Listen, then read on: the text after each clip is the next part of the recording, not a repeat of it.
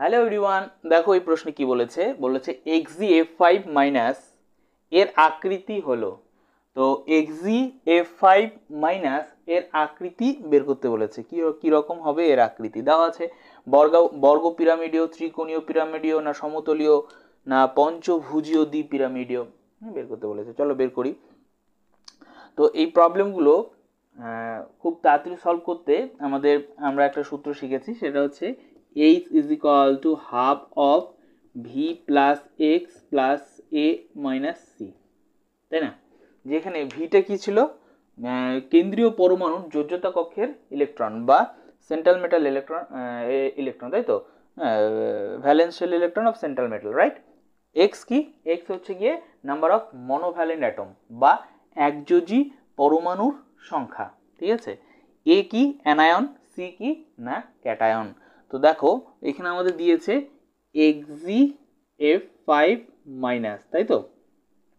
তো এখানে কেন্দ্রীয় পরমাণুকে xgf5 মাইনাসে কেন্দ্রীয় পরমাণু কিন্তু অবশ্যই xg, ঠিক আছে? যার সংখ্যা কম থাকে বলেছিলাম ট্রিক মনে রাখার জন্য, সেটা হয় আমাদের কেন্দ্রীয় পরমাণু। তো xg এখানে একটা আছে, মানে জেনন, তাই তো। তাই এটা হচ্ছে কেন্দ্রীয় পরমাণু, ঠিক আছে? ওকে, চেক করি। তাহলে জেনন এর যোজ্যতা কক্ষ ইলেকট্রন কটা? জেননের যোজ্যতা কক্ষ ইলেকট্রন 8টা। কি করে বের করলাম? দেখো জেনন এর অ্যাটমিক নাম্বার তো অনেকটা বড়, তা এটা যদি আমরা ওই যদি করি বড় করে করি 1s2s2p এরকম করে করি তাহলে অনেকটা সময় লেগে যাবে, তাহলে তো হবে না, তাই না? আমাদের কম সময় করতে হবে। তো দেখো এটা কি করে মনে রাখবো, সেটা হচ্ছে গিয়ে জেনন কোন গ্রুপে রয়েছে। জেনন কিন্তু সেই নোবেল গ্যাস যারা রয়েছে তাদের সঙ্গে, যেমন হিলিয়াম, নিয়ন, আর্গন, ক্রিপন, জেনন, তাই তো। হিলিয়াম, নিয়ন, আর্গন, ক্রিপন, জেনন, রেডন, তাই তো। সেই যারা নোবেল গ্যাস তাদের ক্ষেত্রে হিলিয়াম ছাড়া বাদ বাকি সবারই কিন্তু যোজ্যতা কক্ষে কটা করে ইলেকট্রন থাকে? অবশ্যই 8টা করে ইলেকট্রন থাকে। ফ্লুরিনেরও তাই, হ্যাঁ সরি ফ্লুরিন বলছি, এক্সট্রিমলি সরি, ফ্লুরিন নয়, নিয়নেরও তাই। হিলিয়াম, নিয়ন, আর্গন, ক্রিপন, প্রত্যেকের ক্ষেত্রে কিন্তু যোজ্যতা কক্ষের কটা করে ইলেকট্রন থাকবে? অবশ্যই থাকবে হচ্ছে কি 8টা করে ইলেকট্রন, ঠিক আছে? তাই ভ্যালেন্সিয়াল ইলেকট্রন কত হয়ে গেল? এক্সির 8। Okay fine. নেক্সট এক্স কি, এক্স হচ্ছে বলেছি একযোজী পরমাণুর সংখ্যা। তো এখানে কি একযোজী পরমাণু আছে? হ্যাঁ আছে তো। Fluorine, fluorine, chlorine, bromine, iodine এবং হাইড্রোজেন এরা কিন্তু একযোজী পরমাণু। আমাদের এইটুকু কিন্তু মনে রাখতে হবে। ফ্লুরিন, ক্লোরিন, ব্রোমিন, আয়োডিন এবং হাইড্রোজেন এরা একযোজী পরমাণু। তো একযোজী পরমাণু কটা আছে এখানে? 4টা আছে, লিখে দিলাম 4। ওকে, তারপরে আছে এ মিন বলেছি অ্যানায়ন। এখানে আছে অ্যানায়ন, হ্যাঁ আছে। তো যে মাইনাসটা আছে না, কটা মাইনাস আছে? একটা মাইনাস, তাই কি হয়ে যাবে 1। It's fine. সি হচ্ছে ক্যাটায়ন। দেখো তো এখানে প্লাস আছে, নেই তো। ক্যাটায়ন মিন কি প্লাস, এখানে তো প্লাস নেই, তাই এটা কিন্তু 0। ক্লিয়ার? ওকে, তাহলে হাফ অফ, তাহলে ভি কত 8, এক্স কত 4, এ কত 1, 0, তাই তো। তাহলে হাফ অফ কত হয়ে গেল? তাহলে হয়ে যাবে হচ্ছে গিয়ে xgf4, দ্যাট মিন 12, 15, তাই তো। তাহলে পরে দেখো তাহলে তো এক্সট্রিমলি সরি, দেখো এখানে কি আছে? xgf5 আছে না, xgf5 আছে, এটাকে 5 করে দাও, ভুল লিখেছি, xgf5, ঠিক আছে। তার মানে কি, কিছুই নয়, ব্যাপারটা কিছুই নয়। ব্যাপারটা হচ্ছে গিয়ে এখানে আমাদের xgটা কত লিখেছিলাম 4, এটা চেঞ্জ হয়ে গিয়ে কত হয়ে যাবে? 5 হয়ে যাবে। xgটা চেঞ্জ হয়ে গিয়ে 5 হয়ে যাবে, তাই না? সরি, xটা চেঞ্জ হয়ে গিয়ে 5 হয়ে যাবে, 4 থেকে 5 হয়ে যাবে। xটা কি নাম্বার অফ মনোভ্যালেন্ট অ্যাটম।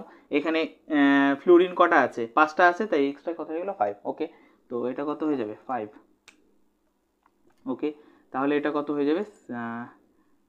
হয়ে যাবে কত 6, দ্যাট মিন 14, না 14, তাই তো। That mean 7, right? 7। ওকে, এটুকু কোনো অসুবিধা নেই, ইটস ফাইন। এবার দেখো, তার মানে এইচটা কি ছিল? এইচটা ছিল হাইব্রিডাইজেশন নাম্বার। হাইব্রিডাইজেশন নাম্বার কত এসে? 7, তাই তো। তো হাইব্রিডাইজেশন নাম্বার আমাদের 7 এসে। এবার দেখো, যদি হাইব্রিডাইজেশন নাম্বার তোমাদের কাছে যদি নোট করা না থাকে, যদি হাইব্রিডাইজেশন নাম্বার থাকে 2, তাহলে সেটা শেপ হয় হচ্ছে গিয়ে লিনিয়ার। লিখে নাও, আমি মুখে বলছি, তোমরা লিখে নাও। যদি হাইব্রিডাইজেশন নাম্বার 2 হয় তাহলে তার শেপ হয় হচ্ছে গিয়ে লিনিয়ার বা সরলরৈখিক, ঠিক আছে। যদি 3 হয় তাহলে ট্রাইগোনাল, ত্রিকোণীয়, বাংলায় বলি ত্রিকোণীয় সমতলীয় বা ট্রায়াগোনাল প্ল্যানার ইংরেজিতে।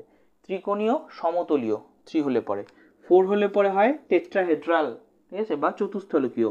5 হলে পরে হয় টিবিপি, ট্রাইগোনাল বাই পিরামিডিয়াল বা ত্রিকোণীয় দ্বিপিরামিডীয়, তাই তো। যদি 6 হয় তাহলে হয় অক্টাহেড্রাল বা অষ্টতলকীয়। যদি 7 হয় তখন কি হয়, যেটা আমাদের এখানে আছে হয়েছে, যদি 7 হয় তখন হবে হচ্ছে আমাদের কি হবে, তখন হবে হচ্ছে আমাদের পঞ্চকোণীয় দ্বিপিরামিডীয়। কি হবে, পঞ্চকোণীয় দ্বিপিরামিডীয়, ঠিক আছে, যেটা এখানে দেখো পঞ্চভুজীয় দ্বিপিরামিডীয়। ওকে, তো 7 হলে পরে এটা আমাদের মনে রাখতে হবে এই সিরিজটা, যে 2 হলে পরে লিনিয়ার, 3 হলে পরে ট্রাইগোনাল প্ল্যানার, হ্যাঁ, 4 হলে পরে টেট্রাহেড্রাল, 5 হলে পরে ট্রাইগোনাল বাইপিরামিডিয়াল, 6 হলে পরে অক্টাহেড্রাল, 7 হলে পরে পেন্টাগোনাল বাইপিরামিডিয়াল, তাই তো, পেন্টাগোনাল বাইপিরামিডিয়াল বা পঞ্চকোণীয় দ্বিপিরামিডীয়। তো এটা সেই কারণে কিন্তু উত্তরটা হবে পঞ্চকোণীয় দ্বিপিরামিডীয় বা ডি নাম্বারটা উত্তর হবে।